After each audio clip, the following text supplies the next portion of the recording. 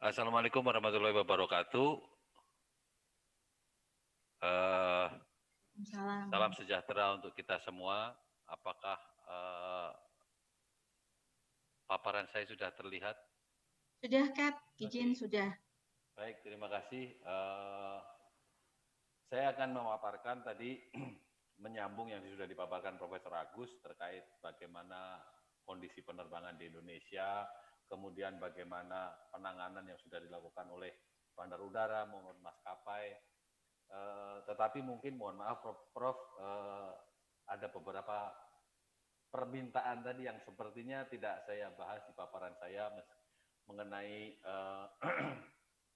mitigasi di bandara seperti apa, mungkin kondisi bagaimana di uh, bandar udara, karena memang saya juga bukan bidang saya, jadi saya takut salah bicara, jadi mungkin saya tidak menyampaikan. Hanya mungkin yang saya sampaikan bahwa kami KNKT juga memberikan beberapa masukan kepada pengelola bandar udara Angkasa Pura I terutama, yaitu mengenai penanganan COVID ini karena di KNKT kami memiliki pelatihan yang namanya bloodborne pathogen, yaitu bagaimana investigator harus masuk ke lokasi kecelakaan yang mungkin di sana juga banyak virus, tidak hanya COVID, tapi mungkin ada virus-virus yang lain, HIV, hepatitis bagi korban mungkin, dan itu mungkin menular, dan kami sudah memiliki pelatihan untuk bagaimana investigator harus menggunakan alat pelindung diri. Dari sini, dari pelatihan ini, pihak Angkasa Pura I waktu itu minta kepada KNKT juga untuk minta diajarkan bagaimana pengendalian COVID. Tetapi seperti tadi yang disampaikan Profesor Agus bahwa yang dimintakan oleh kita lebih kepada untuk personel bandar udara dan bukan untuk penanganan penumpangnya. Jadi memang tadi yang disampaikan Profesor Agus, usulan ini, usulan itu, suruh buka 2 pintu, suruh misahin kedatangan, tapi ternyata implementasinya juga kurang, padahal mereka juga tahu. Baik, kami karena kami dari KNKT, maka yang saya sampaikan adalah tentang kecelakaan, karena tugas kami melakukan investigasi, ya tugas kami ada menyampaikan tentang kecelakaan. Data-data apa saja yang kami catat selama 2020 ini, yang terutama adalah masa pandemi. Ternyata seperti tadi disampaikan, kok angka kejadiannya kok tidak menurun. Ini yang menarik dalam kejadian masa pandemi ini. Terima kasih sudah dibacakan kurikulum vitae, mungkin tidak terlalu impresif, dan bagi adik-adik yang mahasiswa yang nanti ingin mendapatkan gelar Diploma Transport Safety Investigation, mungkin nanti bisa melanjutkan, karena Transport Safety Investigation ini sekarang sudah dipindah, sudah tidak di ATSB lagi, di Australian Transport Safety Bureau, sudah dipindah ke MRAT di Melbourne, jadi bisa kuliah untuk mendapatkan gelar master. Jadi TSI ini sekarang gelarnya sudah master, nanti bisa mungkin melanjutkan di MRIT, sekolah di Melbourne. Jadi seperti tadi disampaikan sama Profesor Agus bahwa selama COVID pandemi ini penurunan penerbangan menurun jauh, jumlah penumpang terutama internasional sangat turun jauh. Dilaporkan menurut data dari Direktorat Navigasi Penerbangan, jumlah penerbangan itu berkurang antara 70 sampai 80%. Jadi hanya tinggal tersisa sekitar 30 sampai 20% dari penerbangan di tahun 2019. Sama seperti Profesor Agus tadi menyampaikan, kecuali untuk penerbangan kargo. Jadi penerbangan kargo utamanya karena di Indonesia banyaknya di Papua, penerbangan kargo tidak mengalami penurunan yang signifikan. Jadi kalau kita lihat dari beberapa rute seperti Jayapura, Wamena maupun dari ke pedalaman, frekuensi penerbangan kargo ini tidak menurun. Jadi yang lebih banyak terdampak adalah penerbangan penumpang di luar Papua. Beberapa kali juga kami harus mengirim investigator ke Papua untuk melakukan investigasi. Mendapatkan tiket penumpang di sana juga sulit karena memang mobilitas di dalam Papua sendiri ternyata juga masih sangat besar. Sementara penerbangan berkurang. Jadi ini untuk Papua sepertinya tidak terlalu banyak pengurangan.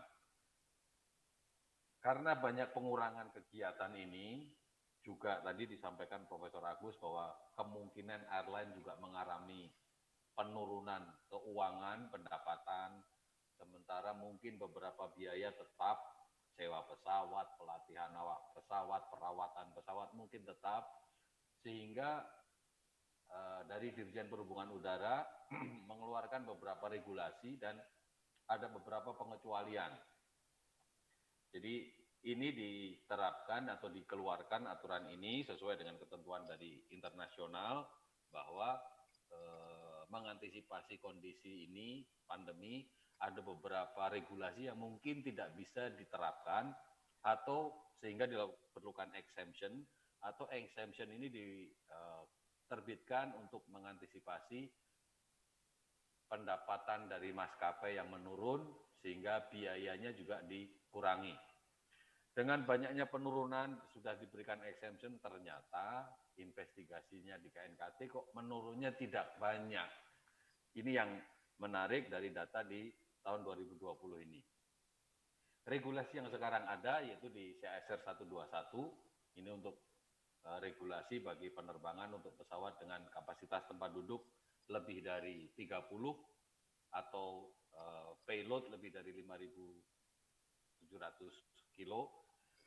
Jadi di situ ada aturan mengenai bahwa setiap pilot harus melakukan 3 kali take off landing dalam waktu 90 hari. Jadi artinya mungkin sebulan sekali melakukan 1 kali take off landing minimum. Kemudian juga ada aturan bahwa pilot diwajibkan melakukan proficiency check. Proficiency check ini biasanya dilakukan di simulator. Untuk kapten atau pilot in command itu adalah 6 bulan sekali. Untuk pilot yang lain, biasanya co-pilot itu adalah 12 bulan sekali. Namun demikian ada kendala selama pandemi ini bahwa beberapa simulator ini tidak dimiliki di Indonesia sehingga maskapai harus mengirimkan pilotnya ke luar negeri.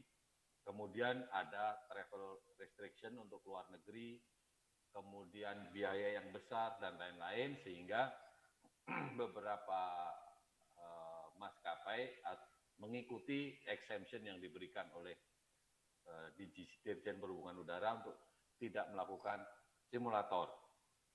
Proficiency check ini biasanya berisi latihan untuk melakukan sesuatu yang tidak sehari-hari ditemui. Jadi yang wajib dilakukan dalam proficiency check adalah single engine after take off. Jadi setelah take off mesin mati satu, kemudian single engine go round atau membatalkan pendaratan dengan kondisi mesin mati satu. Yang kedua adalah single engine landing, jadi mendarat dengan satu mesin. Itu adalah hal yang wajib dilakukan pada saat proficiency check. Jadi memang untuk melatih hal-hal yang tidak dihadapi sehari-hari untuk menjamin bahwa pilot mampu melakukan tugasnya apabila ada kondisi darurat. Di samping itu juga melatih pilot untuk menangani kondisi-kondisi abnormal, kerusakan-kerusakan di pesawat. Nah inilah yang dilakukan di dalam proficiency check. Berikutnya tanggal 26 Mei itu Dirjen Perhubungan Udara atau Director General of Civil Aviation menerbitkan exemption untuk pilot proficiency dan recent experience untuk pemegang holder AOC 121 dan 135. AOC 121 adalah maskapai yang memiliki kapasitas tempat duduk lebih dari 30, sedangkan untuk yang lebih kecil diatur di CSR 135. Exemption ini memberikan izin kepada perusahaan untuk boleh menerbangkan atau menugaskan pilot yang belum melakukan proficiency check dalam 6 bulan. Jadi dia boleh menjadi kapten. Juga untuk co-pilot yang belum melakukan proficiency check dalam 12 bulan, dia boleh bertugas sebagai co-pilot. Juga kepada pilot-pilot ini diizinkan untuk melakukan tugas terbang meskipun dalam waktu 90 hari belum melakukan 3 kali take off landing. Inilah yang diterbitkan untuk exemption dari CSR tadi terkait recency dan proficiency check. Inilah yang diterbitkan karena alasan susahnya bepergian ke luar negeri. Di dalam simulator sendiri ruangan yang tertutup, tidak mungkin kita bisa jaga jarak karena di situ ada kapten, ada kopil, ada instruktur dalam ruangan yang sempit isinya 3 orang. Jadi mengurangi pertemuan orang dalam jarak dekat dalam ruangan yang tertutup. Ini juga salah satu upaya yang dikeluarkan oleh Dirjen terkait dengan COVID ini, sehingga diizinkan untuk tidak melakukan simulator. Kemudian tanggal 27 Mei mengikuti edaran yang pertama tadi, Dirjen Perhubungan Udara mengeluarkan edaran yang menyatakan bahwa perpanjangan profesiensi pilot sehingga mereka diizinkan untuk tidak melakukan profesiensi cek di simulator, tetapi diminta kepada operator untuk melakukan technical ground training. Jadi ada kelas, mungkin bisa via daring atau mungkin kelas, tetapi dengan menjaga protokol, intinya memberikan pengarahan kepada pilot tentang bagaimana pemahaman di pengulang kembali sistem-sistem di pesawat, mengulang kembali prosedur. Kemudian pilot yang diizinkan untuk tidak melakukan simulator adalah yang sudah 3 tahun di tipe pesawat itu minimum atau minimum 2000 jam di tipe pesawat tersebut. Diharapkan dengan pembatasan ini atau dinilai pilot-pilot yang sudah mengalami pengalaman 3 tahun atau 2000 jam ini sudah memiliki pengalaman yang cukup sehingga tidak perlu diulang kembali. Kemudian pilotnya juga harus bahwa pada profesiensi cek sebelumnya dia dinyatakan sudah kondisinya standar, memenuhi standar, sehingga boleh untuk tidak melakukan profesiensi cek selama pandemi ini. Kemudian harus dilakukan risk assessment dan mitigasi terhadap tidak dilakukannya profesiensi cek dan recency training atau 3 kali take off landing dalam 90 hari ini. Jadi perusahaan harus melakukan risk assessment dan apa mitigasinya. Kemudian terkait dengan jumlah kecelakaan. Jadi di tahun 2019, jadi sebelum pandemi, KNKT melakukan investigasi terhadap 30 kejadian. Jadi ada 30 kejadian yang diinvestigasi selama tahun 2019. Kalau kita menggunakan rumus seperti dengan IQ adalah rate of accident, kita menggunakan investigation rate, yaitu adalah jumlah investigasi dibagi dengan jumlah keberangkatan pesawat kali 1 juta. Jadi tahun 2019 menurut laporan dari Dirjen Perhubungan Udara ada 956.000 penerbangan.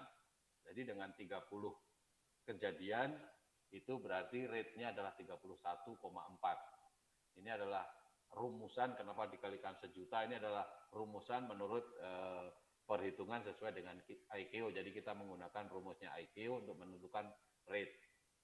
Tapi biasanya ICAO mintanya rate of accident. Sementara yang diinvestigasi oleh KNKT ada 2, yaitu accident, ada serious incident. Jadi yang saya tampilkan di sini hanya adalah gabungan dari accident dan serious incident, sehingga kita buat sebagai rate of investigation. Jadi 31,4 di tahun 2019 sebelum pandemi. Kalau kita bandingkan antara 2019 dengan 2020, mungkin di sini kita lihat angkanya ternyata di 2020 ini ada 23. 2019 ada 30. Jadi kalau kita ingat bahwa kejadian ini, kalau kita lihat bahwa ada 12 kejadian yang terjadi di Papua, 12 investigasi yang peristiwanya terjadi di Papua. Ini tidak terjadi peningkatan karena tahun 2019 yang terjadi di Papua itu hanya ada 8. Tahun ini jadi ada 12, berarti ada peningkatan di Papua. Peristiwa yang tidak terjadi di Papua, di luar Papua itu ada 4 yang terkait dengan kerusakan pesawat. 4 ini kok istimewanya tahun ini adalah 4-4-nya terkait dengan sistem listrik.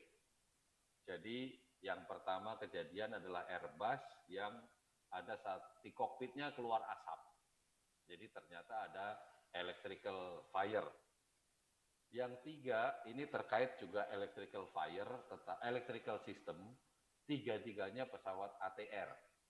Jadi ini yang menarik sekarang karena ada satu peristiwa yang baru pertama kali terjadi di dunia di mana pesawat ATR itu listriknya tiba-tiba hilang semua. Sampai black box pun berhenti merekam, padahal mesinnya masih nyala dan pesawatnya terbang. Nah, ini peristiwa yang terkait dengan sistem.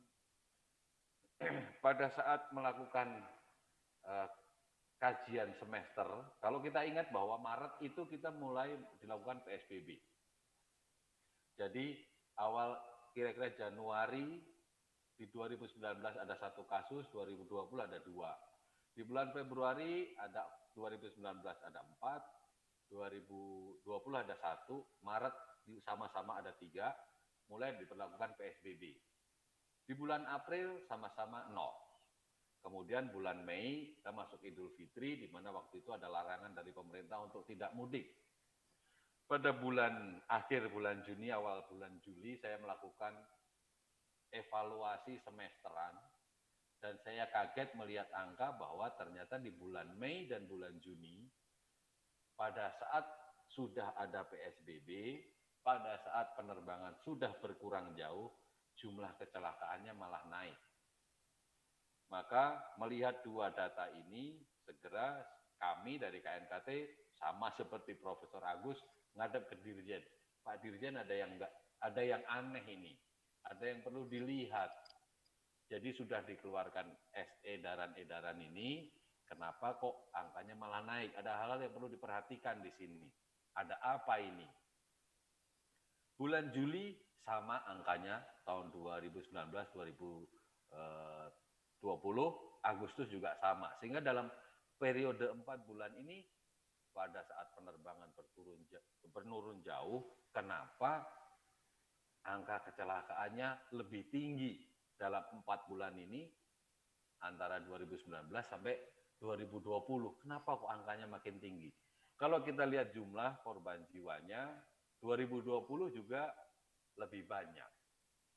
Ada 6 korban jiwa. 2019 hanya 5. Korban cedera di 2020 juga lebih banyak dibanding 2019. Ini ya hal-hal yang menarik mengapa pada saat kondisi penerbangan menurun jauh, kok angka kecelakaannya malah naik. Dan kita lihat bahwa mulai terjadi 2 bulan setelah PSBB. Apa sih yang terjadi setelah PSBB? Tadi yang sudah disampaikan Prof. Agus, jumlah penerbangan menurun jauh, banyak airline menutup rutenya. Kalau airline menutup rutenya, maka banyak pesawat yang tidak terbang. Kalau airline rutenya ditutup, banyak pilot yang tidak terbang. Lalu kenapa kalau pilotnya tidak terbang? Nanti akan kita lihat lagi. Berikutnya adalah seperti tadi, kalau asumsi tahun 2020 ini menggunakan rumus yang sama, jumlah investigasi dibagi dengan jumlah penerbangan kali 1 juta, asumsi bahwa penerbangan berkurang 70%, hanya tersisa 30%. Kita bandingkan dari 2019, 30% dari 9.500.000 kira-kira adalah 290.000. Maka rate of investigation-nya menjadi 79,3. Ini naik 2 kali lipat. Ini sangat signifikan. Dan kalau ini dicatat di ICAO, maka Indonesia menjadi negara yang akan cukup mengkhawatirkan karena kejadian rate of investigation-nya tinggi. Sedangkan kalau kita mau tetap berada 31,4, harusnya hanya 9 investigasi yang terjadi. Nah, inilah yang menarik dan kita juga melihat ini, kemudian kita menyampaikan ke Dirjen bahwa ada sesuatu yang perlu dilihat dalam kondisi ini. Salah satunya adalah pengecualian-pengecualian. Yang berikutnya, hasil diskusi dengan Dirjen juga menyampaikan bahwa pengawasan di lapangan saat ini tidak bisa dilakukan karena inspektor-inspektor tidak bisa bepergian ke daerah dengan bebas, ada banyak larangan-larangan sehingga pengawasannya dalam tanda petik menjadi lebih kendor karena tidak inspektor tidak bisa datang langsung ke lokasi seperti tadi kata Prof. Agus, biasanya orang kita itu kalau didatengin polisi baru tertib, kalau polisinya nggak ada jadi sembrono. Nah ini juga polisinya juga tidak bisa datang ke lokasi. Apakah ini juga yang berdampak pada banyaknya tingginya kejadian? Namun demikian fakta atau datanya menunjukkan bahwa rate of investigation-nya di tahun 2020 ini naik signifikan dan sangat besar. Kalau kita tidak lihat kejadian di Papua, nah karena Papua penerbangannya tetap tinggi, tetap banyak, sementara ini kita tidak tahu berapa jumlahnya, tapi kejadiannya juga meningkat, kita juga perlu lihat ada masalah apa di sana. Kita lepas juga penerbangan yang karena kerusakan teknis, karena kalau kerusakan teknis ini ada atau tidak ada pandemi, kemungkinan terjadi, kecuali apabila kerusakan teknis ini terkait dengan pengadaan spare part. Kalau perusahaan kekurangan dana tidak bisa beli spare part, maka kemungkinan kerusakan pesawat terjadi akibat dari penurunan jumlah penerbangan, akibat dari COVID. Akhirnya spare part tidak dibeli, pesawatnya rusak. Namun demikian, data yang kami peroleh tidak menunjukkan seperti itu, lebih kepada memang kerusakan ini yang justru isunya terkait dengan beberapa komponen yang atau beberapa sistem justru masalahnya ada di desain dari pesawatnya dari awal. Inilah yang cukup rumit untuk nanti proses investigasinya karena terkait dengan desain dari yang dibuat oleh pabrikan dari awal. Kalau kita lihat kejadian-kejadian yang terjadi pasca pandemi yang tidak terkait Papua dan tidak terkait dengan kerusakan, pertama kita lihat kejadian Airbus 320 di Luwuk, Sulawesi Tengah, 23 April. Ini kasus yang warna biru ini tidak diinvestigasi oleh KNKT, jadi peristiwanya adalah pada saat parkir, kebetulan apronnya tempat parkirnya sempit, pilotnya ngikutin bimbingan atau guidance-nya dari tukang juru parkirnya atau marshaller, tapi ternyata sayapnya nabrak tiang lampu. Jadi ada masalah dengan bagaimana justifikasi terhadap jarak, memperkirakan antara jarak.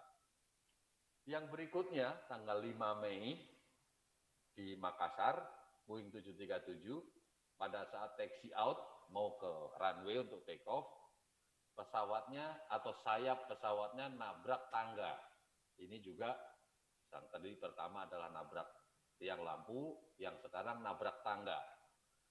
Jadi di Makassar waktu itu baru saja dilakukan ada perubahan rute jalur taksinya. Jadi jalur taksinya dirubah. Jadi ada taksi guideline yang baru dibuat. Namun demikian, guideline yang lama itu masih belum dihapus, jadi masih kelihatan jelas. Sementara menunjukkan jalur itu sudah tidak dipakai atau garis ini sudah tidak dipakai, itu hanya ada di awal saja.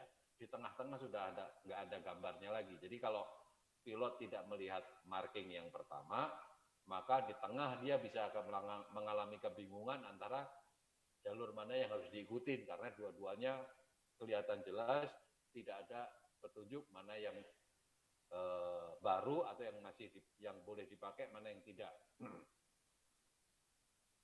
Dengan dibuatnya taksi line baru ini, tempat untuk menyimpan tangga juga dipindah. Nah, disinilah waktu dipindah, akhirnya pesawatnya nabrak tangga. Tetapi juga kita perlu waspadai, perlu lihat di sini juga ada masalah dengan bagaimana pilot memperkirakan jarak kok bisa nabrak ke tangga. Berikutnya adalah peristiwa yang lain tanggal 11 Juni 737 lagi di Banjarmasin. Pesawatnya melakukan approach atau mau mendarat pada saat cuacanya hujan. Waktu itu yang terbang adalah co-pilotnya, dan co-pilot ini masih baru, baru lulus dari flying school dan lagi sedang belajar untuk menjadi co-pilot. Jadi dia terbang bersama instruktur. Karena cuaca hujan, instruktur mengambil alih, yang terbang oleh instrukturnya, oleh kaptennya. Pada saat menjelang mendarat, tiba-tiba hujan lebat turun, jarak pandang terbatas, dan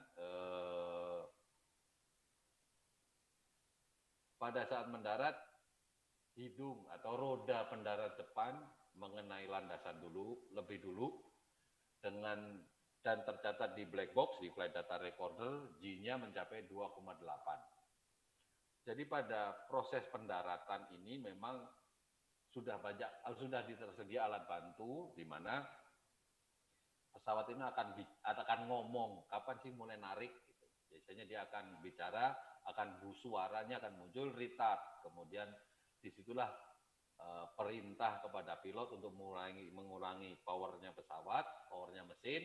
Kemudian hidungnya mulai ditarik pelan-pelan sampai bisa mendarat dengan roda belakang. Namun seberapa cepat narik, seberapa banyak tarikannya, ini benar-benar masih judgement-nya pilot.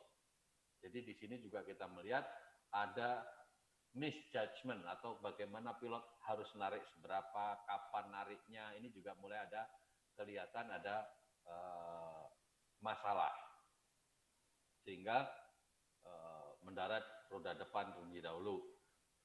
Kemudian kita melakukan investigasi, tercatat di flight data recorder bahwa G-nya atau vertical acceleration-nya mencapai 2,8.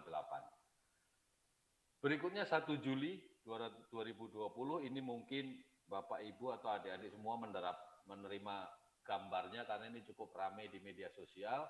Pesawat Airbus 330 sedang mau take off, putar balik di Makassar, kemudian keluar landasan.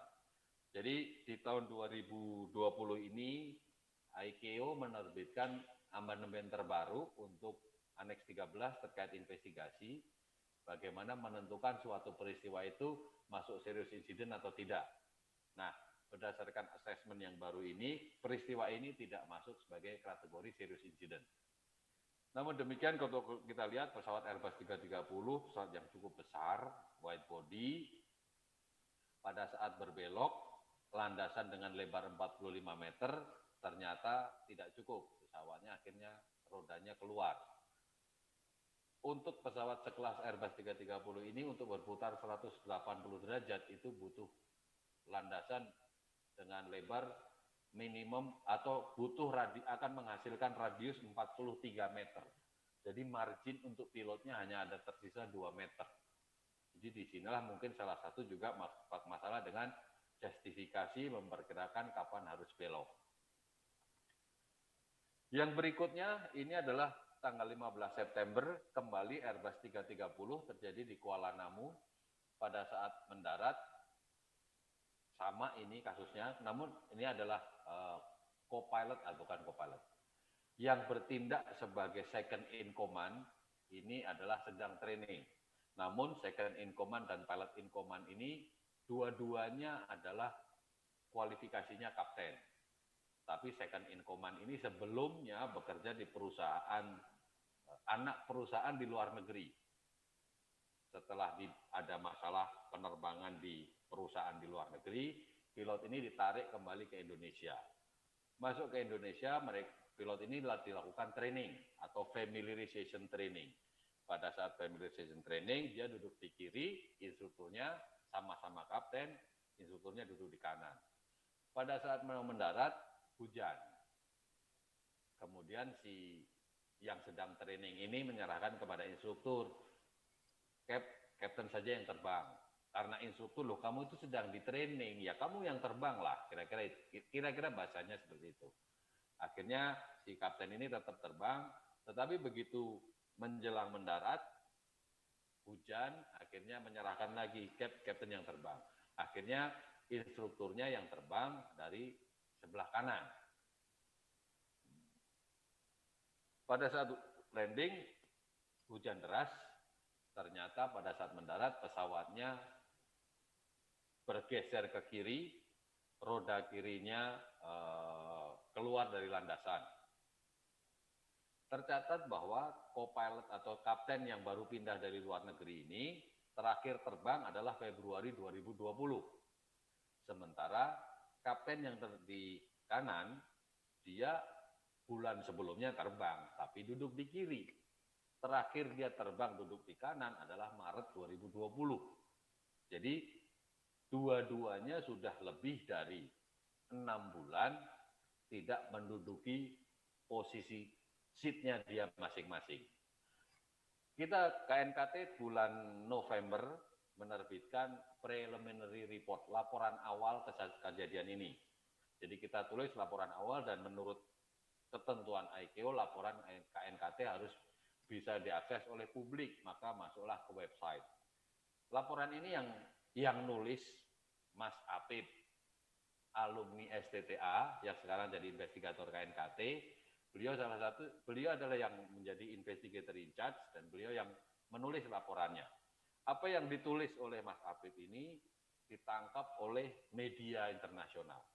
Jadi mereka melihat bahwa kejadian yang terjadi di Indonesia ini ada indikasi penurunan kemampuan atau skillnya pilot.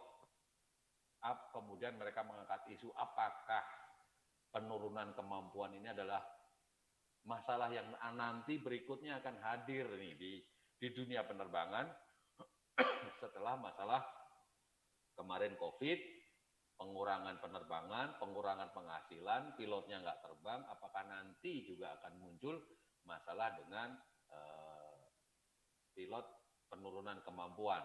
Ini adalah berita yang saya ambil dari judulnya dari Bloomberg.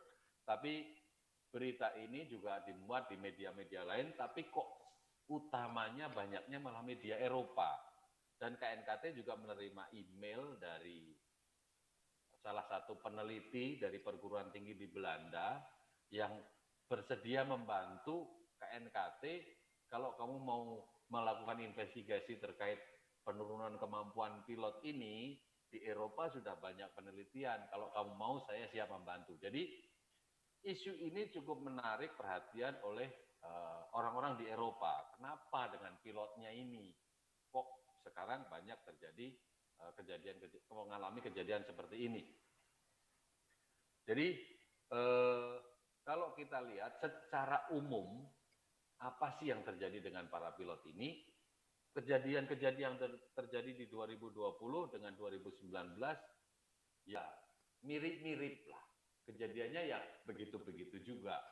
Sebelum tahun 2020 juga ada kok pilot telat narik landingnya hidung duluan, nose wheel duluan, atau pesawat keluar landasan mungkin sudah bukan cerita baru di Indonesia.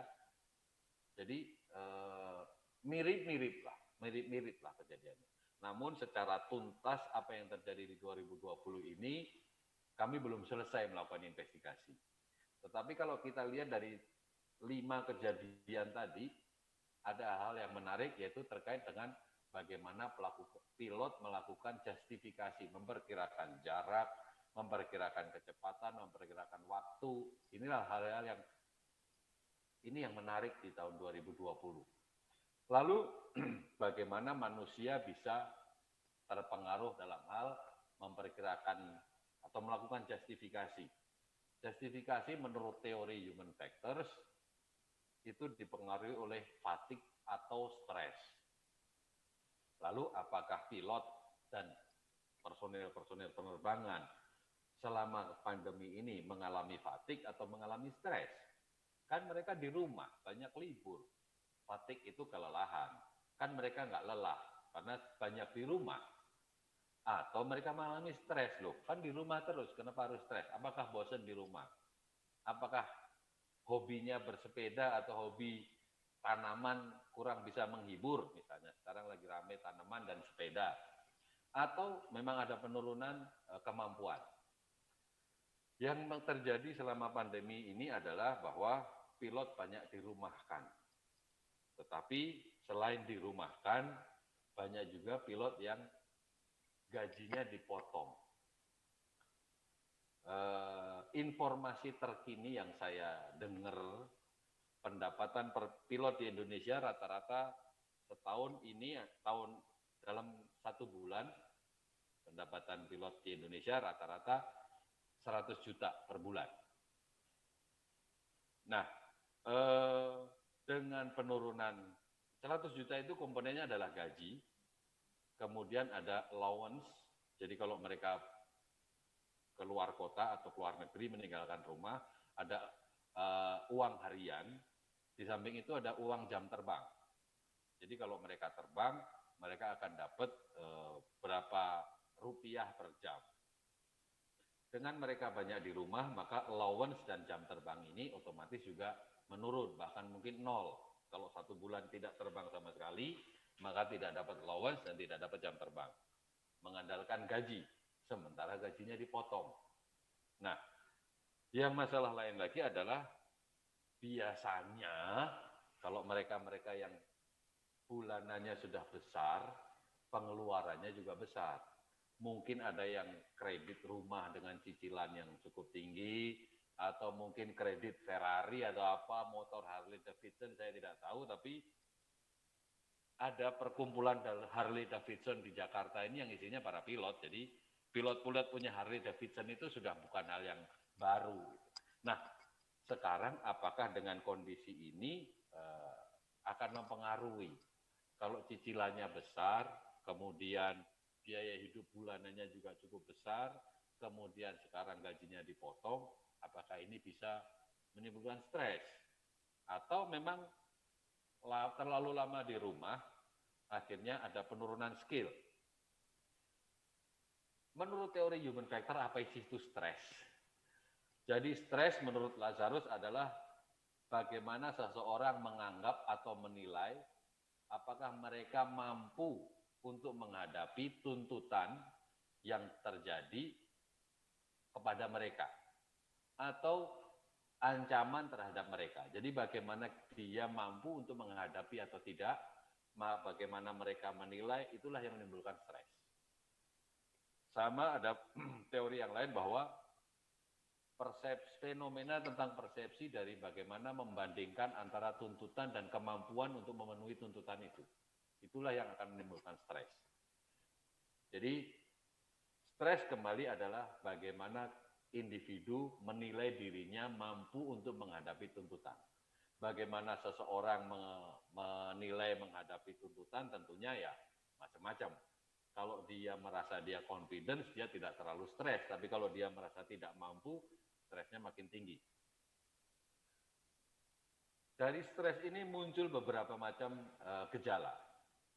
Bisa gejala psikologi, bisa gejala fisik, bisa gejala perilaku. Tiga-tiganya bisa terjadi secara bersama-sama.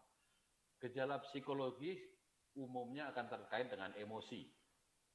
Jadi mudah marah, misalnya, dan lain-lain. Ini adalah gejala psikologi.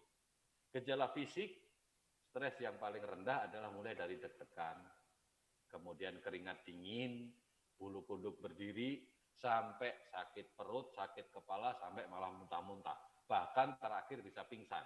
Jadi tergantung berapa kadar stresnya, inilah yang akan memunculkan perilaku fisik. Bisa juga ada reaksi secara perilaku, akhirnya lari ke narkoba, lari ke hal-hal yang negatif, atau justru stres membuat orang akhirnya lebih mendekatkan diri kepada Tuhan, banyak beribadah, mungkin juga, tapi juga bahwa orang-orang yang memiliki stres ada kecenderungan untuk lebih banyak melakukan atau mengalami kecelakaan. Tidak langsung bahwa stres berakibat kecelakaan, karena ada tahapan-tahapannya. Jadi stres itu berbahaya. Ternyata jawabannya ya dan tidak. Bahwa tanpa stres, performa kita akan sangat rendah. Kuliah tidak dikasih tugas, tidak dikasih deadline, maka orang akan males. Performanya akan sangat rendah. Tetapi begitu dikasih tugas, udah waktu deadline, akhirnya performanya naik, orangnya malah banyak berpikir, idenya banyak keluar, karena tuntutan stres. Tetapi ditambah lagi sampai dengan puncak maksimum yang bisa dihadapi oleh seorang individu. Kalau itu ditambah lagi, justru performanya akan menurun. Terlalu banyak stres, malah performanya akan menurun. Tetapi tidak ada stres, performanya juga rendah. Jadi kita butuh stres untuk meningkatkan performance sampai dengan batasan yang mampu kita hadapi. Terlalu tinggi justru jelek. Tidak ada stres juga jelek. Apa yang berpengaruh terhadap performance, stres bisa sikap perilaku kita. Jadi kita pada saat kita mengalami stres, kita akan ada perubahan perilaku yang menunjukkan performance meningkat, tetapi juga diteruskan justru akan mengurangi performance. Kewaspadaan terhadap waktu. Beberapa kali kita melakukan investigasi, kita tanya pilotnya, itu kira-kira dari peristiwa satu, peristiwa kedua jadinya berapa? Itu cuma beberapa detik.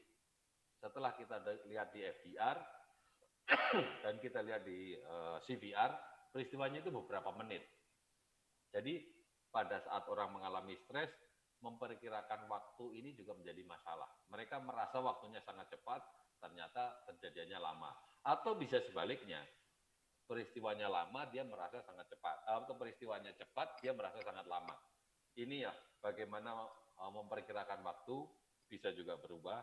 Perilaku juga bisa berubah, pengambilan keputusan juga bisa berubah. Jadi pengambilan keputusan ini ada intuitif, ada analytical, mengambil keputusan intuitif biasanya seperti tidak berpikir.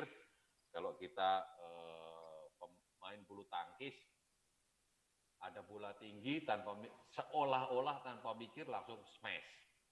Padahal pada saat kita menggerakkan tangan untuk smash itu adalah perintah dari otak, artinya kita sempat berpikir. Tetapi pengambilan keputusan yang lain ada mengambil keputusan mau beli mobil, milih dulu mobilnya yang mana, duitnya berapa. Nah, itu adalah pengambilan keputusan yang analytical. Jadi pengambilan keputusan ini orang yang mengalami stres juga bisa terpengaruh. Harusnya mempertimbangkan banyak, yang dipertimbangkan menjadi sedikit. Ada informasi yang tidak menjadi bahan pertimbangan. Kesalahan dalam melakukan monitoring. Dalam satu instrumen di kokpit, banyak sekali instrumen, tetapi bagaimana mempersepsikan indikasi di kokpit juga bisa salah. Kemampuan berpikir juga mungkin berkurang, persepsi, penalaran, pengendalian diri, kerjasama tim, ini juga. Jadi banyak hal-hal negatif yang muncul dari stres, pemahaman, kewaspadaan, dan lain-lain. Sementara kan pilotnya di rumah, tidak mengalami pekerjaan, tetapi bahwa ada bisa namanya muncul personal stress. Personal stress adalah stres yang tidak terkait dengan pekerjaan. Biasanya masalah-masalah di rumah, masalah dengan keluarga, masalah dengan pasangan, atau mungkin masalah finansial. Yang ini adalah menimbulkan domestic stress atau masalah di dalam diri. Biasanya munculnya adalah rasa tidak nyaman, rasa ketidakpuasan. Tetapi ternyata masalah-masalah ini terbawa sampai tempat kerja. Statistik mengatakan bahwa sepertiga dari masalah-masalah yang ada di rumah ini akan kebawa di tempat kerja. Tentunya bagi pilot, masalah-masalah ini akan mempengaruhi dari kemampuan dia terbang. Berikutnya adalah dalam sebuah stres di rumah, Holmes dan Rahay ini sudah membuat suatu skor bahwa tertinggi adalah pasangannya meninggal, angkanya 100. Menjadi sakit, terlibat kecelakaan itu kira-kira 53. Yang menarik antara cerai dan mau menikah sama-sama skornya 50. Kehilangan pekerjaan dan lain-lain. Termasuk di situ berlibur. Ternyata kehilangan pekerjaan cukup tinggi. Masalahnya adalah masing-masing angka ini bukan akan mengganti. Kalau satu sudah dominan, maka yang lain yang angkanya lebih kecil akan hilang. Ternyata tidak. semua stres yang kita alami akan saling menambah. Jadi kalau sudah punya masalah di rumah dengan keuangan, ada masalah di tempat kerja, itu semuanya akan nambah. Seseorang yang mengalami stres angka lebih dari 100 untuk kurun waktu yang lama, disarankan untuk konsultasi ke psikolog. Nah, bagaimana memanage stres adalah kita perlu mengetahui apa saja yang menyebabkan stres. Kemudian kita harus hadapi, apakah kita mau lawan atau harus kita hindari. Kemudian kita bisa membuatkan prioritas, mana yang harus kita lakukan dulu. Kemudian untuk pilot, yang paling mudah adalah ikuti SOP, ikuti checklist. Time management, kemudian kalau bisa delegasikan, jangan semuanya dikerjakan sendiri. Mintalah orang lain atau rekan atau anak buah untuk mengerjakan. Libatkan orang lain, ajak ngobrol, curhat. Jadi di sini adalah berbagi beban, sharing supaya stres agak berkurang. Belajarlah untuk rileks, istirahat, jaga kebugaran sehingga kita kalau kita bugar, peredaran darah lancar, jadi kita lebih tahan terhadap stres. Diet sehat, gaya hidup yang sehat, dan kenali batasan kita karena masing-masing orang mampu menangani stres dengan kondisi yang bermacam-macam. Stresor yang sama dihadapi oleh yang berbeda, dampaknya juga berbeda. Artinya masing-masing bisa sangat berbeda, sangat individual. Berikutnya adalah mengenai kelelahan. Kan pilotnya di rumah terus, kan nggak kerja. Mereka bisa capek gitu, bisa fatigue. Fatigue ini bisa ada 3. Fatigue karena fisik, fatigue karena mental, fatigue emosional. Kalau fisik ini biasanya disebabkan karena kurang tidur. Mental karena kelelahan pikiran, emosional tentunya dengan perasaan. Fatigue ini bisa terjadi dalam waktu singkat atau akut, bisa juga kronik. Fatigue yang terjadi akut karena terjadi dalam satu waktu yang pendek, biasanya karena gangguan tidur atau kurang tidur sehingga menimbulkan kelelahan, atau memang pekerjaan yang terlalu besar, terlalu berat sehingga melelahkan. Sedangkan kronik itu adalah tidak terlalu banyak tetapi terjadi dalam waktu yang lama. Ini biasanya karena fatigue yang dialami tidak segera recover. Masalah yang dialami oleh pilot mungkin bukan fatigue secara fisikal, mungkin lebih kepada fatigue secara mental dan fatigue secara emosional. Artinya banyak pikirannya yang digunakan atau perasaannya karena memikirkan keuangan, merasakan bagaimana anaknya mungkin yang tadinya bisa jajan setiap bulan berapa, mungkin sekarang mulai jajannya berkurang untuk anak, istri, dan keluarganya, atau mungkin dirinya sendiri yang tadinya bisa menyalurkan hobi, sekarang sudah tidak bisa, sehingga banyak rasa di dalam emosionalnya yang lebih terpengaruh daripada fisikalnya. Biasanya fatigue disebabkan karena kurang tidur. Orang capek itu karena kurang tidur. Jadi karena jadwal yang tidak tetap, ada masalah-masalah dalam keluarga, kegiatan-kegiatan yang lewat ekstra, yang butuh disembuhkan dengan tidur yang normal. Fatigue juga bisa karena pekerjaan yang diterima, bebannya terlalu berat, durasinya panjang, atau stressful mission, pekerjaan yang menegangkan. Biasanya kalau pilot terbang, cuacanya jelek, pesawatnya rusak, itu lebih cepat capek karena stressful, pekerjaannya banyak menimbulkan stres. Beda kalau terbang dengan pesawatnya bagus, cuacanya cerah, pramugarinya cantik, itu dari pagi sampai sore rasanya nggak capek.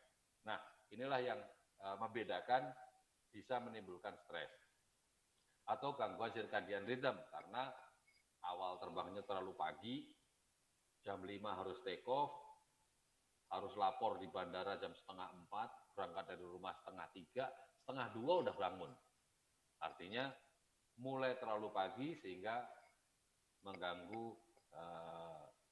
sirkadian tubuh sehingga membuat capek. Inilah yang sering menjadi masalah di moda transportasi darat apabila musim lebaran. Banyak kecelakaan terjadi yang menurut data dari kepolisian disebabkan karena pengemudi ngantuk.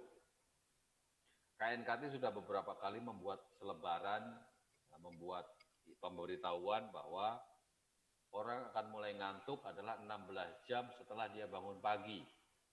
Jadi kalau bangun pagi jam 6 misalnya, terus sore memulai perjalanan, jam 6 sore misalnya, artinya 12 jam dia sudah bangun. Nanti jam 10 malam harusnya dia sudah tidur. Tetapi kadang-kadang kalau perjalanan jauh, apalagi dulu belum ada tol, untuk sampai tol Cikampek aja sudah butuh waktu lebih dari 10 jam. Sehingga keluar dari Cikampek sudah mulai pada ngantuk. Akhirnya banyak terjadi kecelakaan. Ini adalah isu yang sering terjadi, yang banyak menjadi masalah di masa mudik dan balik lebaran atau long weekend, kelelahan. Fatigue ini berakibat pada perhatian dan reaction time. Jadi kita memperhatikan sesuatu menjadi tidak fokus, reaksinya juga menjadi lebih lambat. Melakukan sesuatu menjadi lebih lambat. Short term memory, daya ingatnya menjadi lebih pendek, mudah lupa. Seperti stres tadi juga berpengaruh pada pengambilan keputusan. Melakukan sesuatu menjadi lebih lama, timing of task. Kemampuan untuk memperkirakan jarak, kecepatan, dan waktu, ini juga menjadi lebih tidak akurat. Kemampuan untuk menerima dan menerjemahkan informasi. Jadi dengar apa, artinya apa, atau melihat apa, artinya apa, sering menjadi muncul kesalahan. Komunikasi, koordinasi. Komunikasi juga ini hal-hal yang negatif yang muncul akibat fatigue.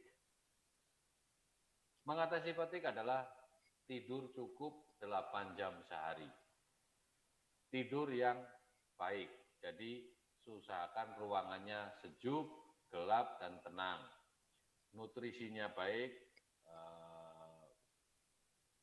diet dengan baik, menjaga kesehatan.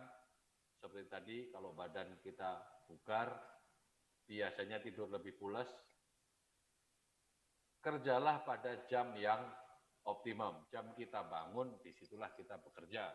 Tetapi ada beberapa hal, ada beberapa personel yang ini tidak bisa karena harus shift malam, harus terbangnya malam.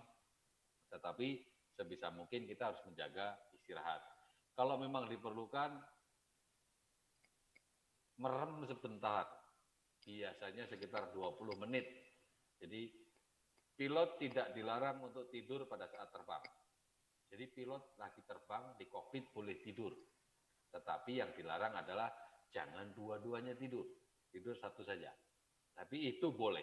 Tidak ada perusahaan yang melarang pilotnya tidur. Tidak ada regulasi yang melarang pilot tidur di kokpit. Tetapi kalau dua pilot, sebaiknya salah satu. Kalau pilotnya satu, ya jangan tidur. Karena dia cuma sendiri. Kemudian hindari kopi atau kafein sebelum istirahat. Jadi kalau kita minum kopi, biasanya efek kafein baru muncul 2 jam berikutnya. Jadi kalau ngantuknya sekarang, ya minum kopinya harusnya tadi. Kalau sudah ngantuk, ngobrol. Tapi jangan mendengarkan orang cerita. Kalau mendengarkan orang cerita nanti kayak didongengin. Jadi ngobrol, aktif. Lakukan kegiatan fisik, jalan-jalan, stretching. Kalau tidak bisa, yang paling baik adalah tidur secara alami, tidur yang cukup. Banyak orang yang kalau dari Senin sampai Jumat kerja di kantor, tidurnya semalam cuma 5 jam, 6 jam karena kegiatannya banyak. Banyak yang pada weekend bangunnya siang karena dia membayar hutang tidurnya. Tetapi tidur tidak bisa ditabung, tidur harus cukup.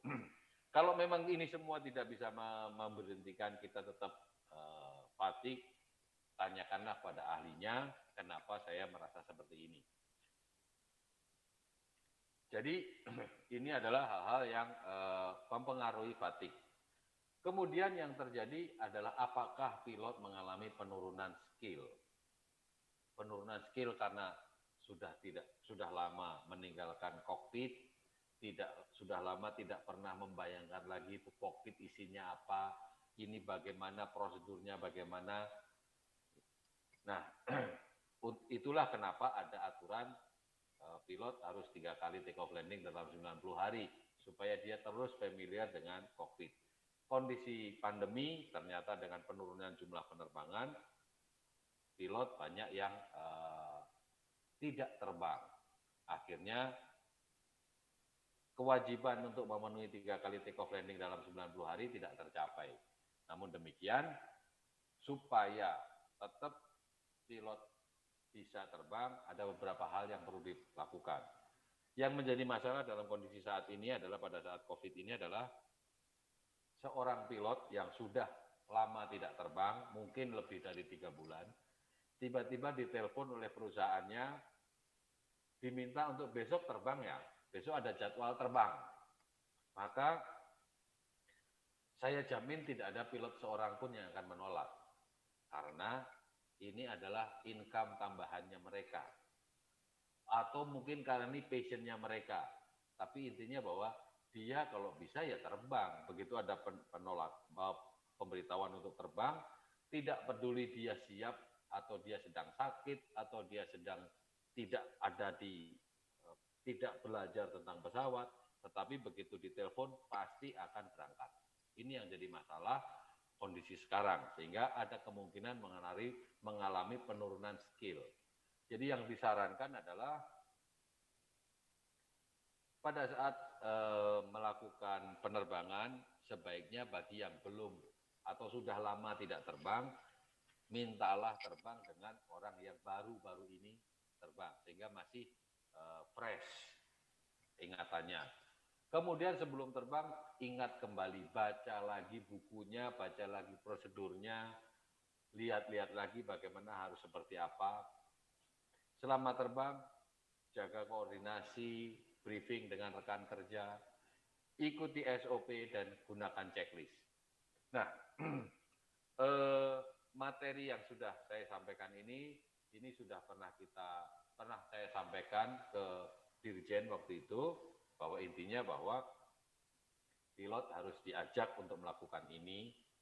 Kemudian saya juga ada diskusi dengan Ikatan Pilot Indonesia mengenai isu ini, dan mereka tertarik, mereka ingin mengadakan webinar, dan kira-kira yang ingin saya sampaikan adalah seperti ini kepada pilot-pilot Indonesia. Dengan kondisi yang seperti ini, ada hal yang perlu kalian lakukan, perlu dilakukan untuk mencegah. Jadi webinarnya dijadwalkan bulan Desember ini, saya belum tahu tanggal pastinya, tapi ini akan kira-kira ingin saya sampaikan juga kepada mereka bahwa pilot perlu waspada terhadap ini. Jadi yang ingin saya sampaikan di sini sama message-nya sama seperti Profesor Agus tadi, intinya jangan takut terbang. Meskipun angka kecelakaannya tinggi kok, tetapi bahwa kita sudah melihat gejala ini sejak bulan Juni, dan kita segera laporkan ke Dirjen untuk Dirjen segera melakukan langkah-langkah. Setelah kita melakukan langkah-langkah, alhamdulillah puji Tuhan, Juli sampai ke sini angkanya sudah mulai menurun. Jadi intinya bahwa mudah-mudahan apa yang sudah dilakukan oleh Dirjen Perhubungan Udara berhasil untuk menjaga rate of investigation ini tetap turun sesuai dengan penerbangannya.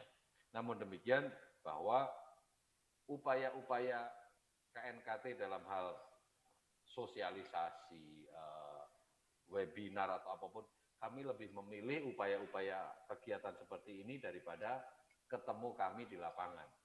Kalau ketemu kami di lapangan artinya sudah ada kejadian. Itu yang sebaiknya kalau bisa jangan.